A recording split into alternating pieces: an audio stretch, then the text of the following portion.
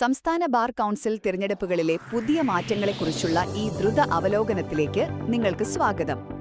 Lawyers of Kerala law news report ചെയ്തതുപോലെ 2025 December 8 supreme കോടതി ഉത്തരവ് പ്രകാരം നിലവിൽ തിരഞ്ഞെടുക്കപ്പെട്ടവരെ പുറത്താക്കാതെ തന്നെ ബാർ കൗൺസിലുകളിൽ സ്ത്രീകൾക്ക് 30% സംവരണം ഉറപ്പാക്കാൻ BCI സീറ്റുകളുടെ എണ്ണം കൂട്ടാൻ പോവുകയാണ്.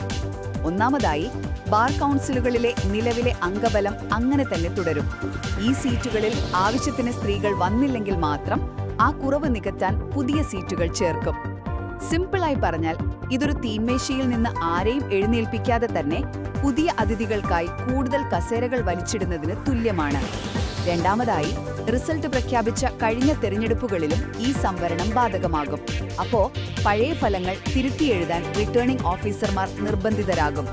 ഇവിടെ നമ്മൾ ചിന്തിക്കേണ്ട ഒരു കാര്യമുണ്ട്. ഔദ്യോഗികമായി പ്രഖ്യാപിച്ച ഫലങ്ങൾ വീണ്ടും തിരുത്തുന്നത് പ്രായോഗിക തലത്തിൽ വലിയ ആശയക്കുഴപ്പം ഉണ്ടാക്കില്ലേ? അവസാനമായി, ഇതിന്റെയൊക്കെ നിയമസാധുത പരിശോധിക്കാൻ SB ഉപാധ്യായ്, ഗുരുകൃഷ്ണകുമാർ, ദിനേശ് കുമാർ ഗോസ്വാമി, പ്രിയ ഹിംഗോറാണി തുടങ്ങിയ മുതിർന്ന അഭിഭാഷകർ അടങ്ങുന്ന ഒരു കമ്മിറ്റിയെ BCI നിയോഗിച്ചിട്ടുണ്ട്. സുപ്രീം കോടതിയുടെ അന്തിമ വിധി വരുന്നതുവരെ ഈ പുതിയ അംഗങ്ങൾക്ക് മീറ്റിംഗുകളിൽ പങ്കെടുക്കാനും വോട്ട് ചെയ്യാനും സാധിക്കും. പക്ഷേ ഒരു ചോദ്യം ബാക്കിയാണ്. കമ്മിറ്റിയുടെ റിപ്പോർട്ട് വന്നിട്ട് സുപ്രീം കോടതി പിന്നീട് ഈ സംവിധാനം റദ്ദാക്കിയാൽ ഈ പുതിയ അംഗങ്ങളുടെ അവസ്ഥയെന്താകും?